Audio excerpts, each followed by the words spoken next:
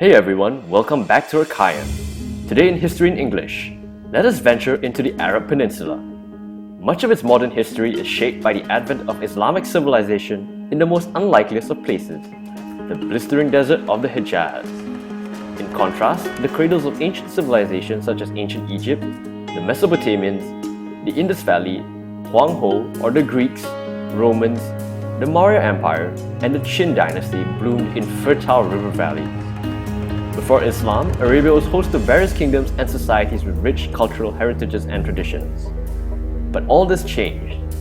In the 4th century, the Ma'arib Dam in modern-day Yemen, said to be the oldest dam in the world, broke and flooded the land. Pre-Islamic Arabia descended into a dark age. Whole tracts of agricultural land were swept clean, causing an unprecedented humanitarian crisis.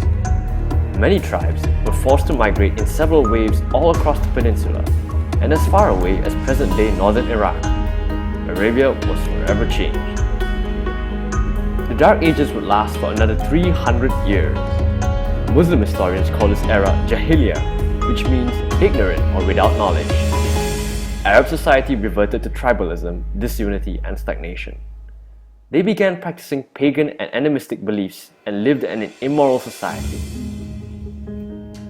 Jahiliyyah society can be categorized into two: the Badui, Bedouins and pastoral nomadic tribes who wandered in the deserts of the interior, and the Hadari, urban city dwellers along the coastline who mostly engaged in trade and limited agriculture.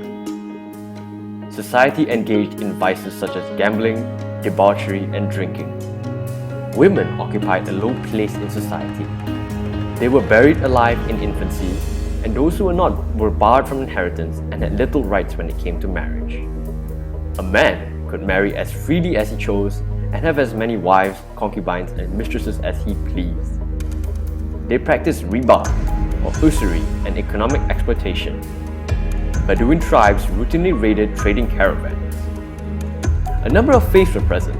Besides idol worship, there was animism, Abrahamic religions, including Christianity and Judaism, and local superstitions such as divination, witchcraft, and the reincarnation of the deceased as birds. Jahiliyyah society was heavily tribalistic and clannish. Each tribe was led by a sheikh, who possessed certain leadership qualities. Yet this spirit of social cohesion, asabiyyah, generated enmity and bitter feuds between tribes. In 494 AD, a devastating war erupted between the Banu Taghlib and the Banu Bakr over the killing of a camel. The war lasted for 40 years. This tragic state of affairs would last until the revelation of the Quran in 610 AD, ending the Dark Age of Arabia. That's all for this episode. Catch us next time on Archaeum.